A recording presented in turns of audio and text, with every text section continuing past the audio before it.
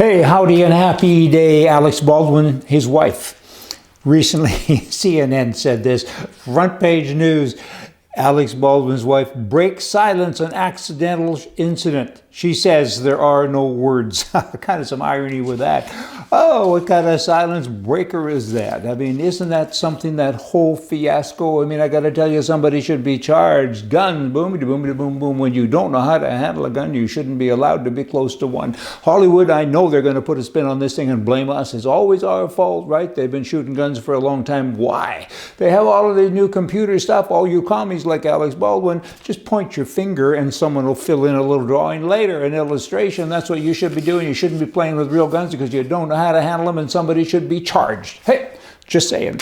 Las Vegas, MGM Resorts now are doing all they can to diversify their vast art collection to include art from other people, right? They're saying it ain't about art anymore, it's about the people who paint. We want to make sure we have a lot of gay people and a lot of handicapped people and women and different things and minorities. You've got to have all of them, so get rid of all of this expensive art that we have and fill the place up with art that someone else did, not a famous person. I don't know, that's kind of discriminatory, isn't it? That's very government. Even MGM, come on, come out of the ether now. That ain't nice, you shouldn't all be doing that.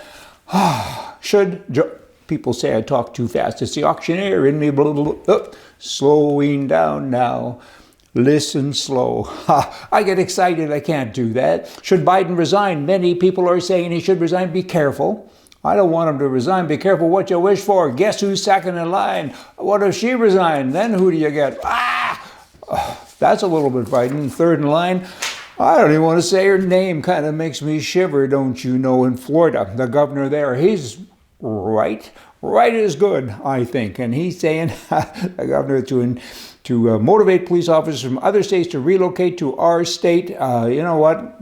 Many other people, other states, cities, they've imposed this vaccine mandate on their police officers. I'm going to give them a bonus, $5,000. Smackaroo's pretty good, don't you know? If they will sign up and come here, you don't have to be vaccinated. We need policemen. You know what? I'm pushing hard for this legislation. It's going to happen, I do think. And if you're not being treated well where you are, we'll treat you better here, so come on over. Good for him. Kind of sounds like the right thing to do.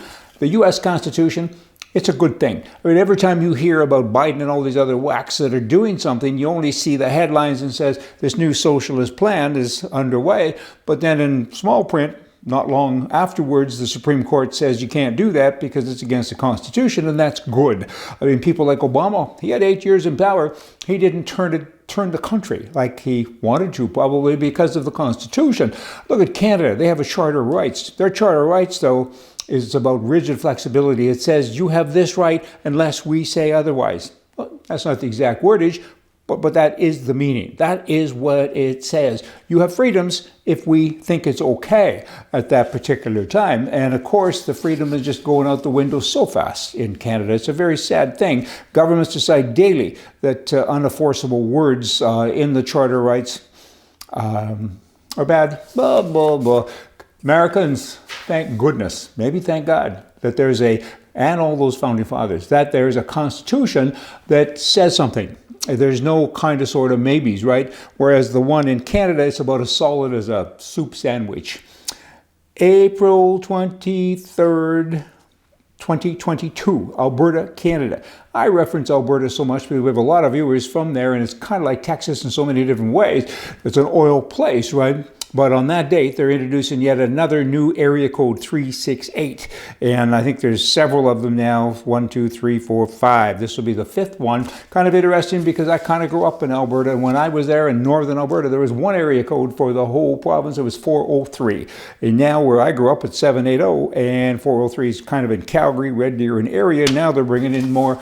I don't think the population has changed that much. I kind of wonder why they're doing that. It's a result of a decision made by the CRTC, another commie little place. Oh, I was watching television the other day on a Canadian channel, and they have what's BCCA, which is a British Columbia something association for cars and car association maybe, and they had this commercial. It was a great commercial, but it didn't represent the people. There must have been 60, 70 people in the commercial. I don't think anyone was white. I've never seen so many different colors, and I thought, wow, what country is this? And it's just interesting because the prime minister candidate doesn't like white folk, and he says, you know, the Europeans are settled here, they were bad, and we got to get rid of them. And he's kind of a globalist because everyone in his cabinet, not everyone, but many, are from other countries, born and raised in other countries, and now they're running this country.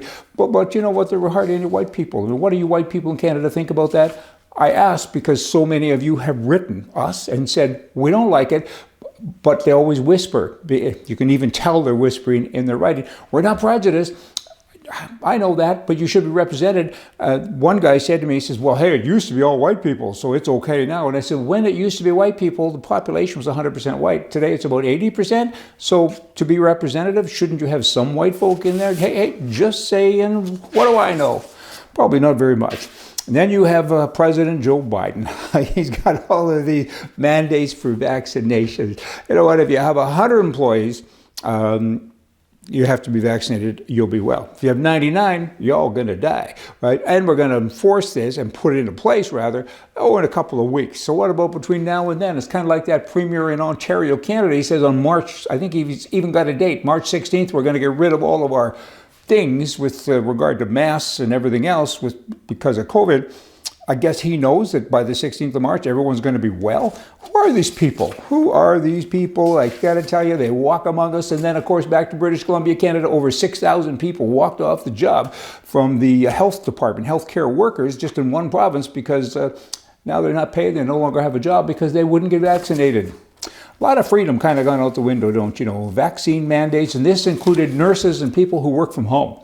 Many people do. They work from home for the last year and a half, really? And the ones that didn't work from home for the last year and a half to 2 years, they've been working with people with COVID. They were fine then because you needed them. Now you say, we don't think we need you anymore. You got to hit the road. Not very nice. Ah!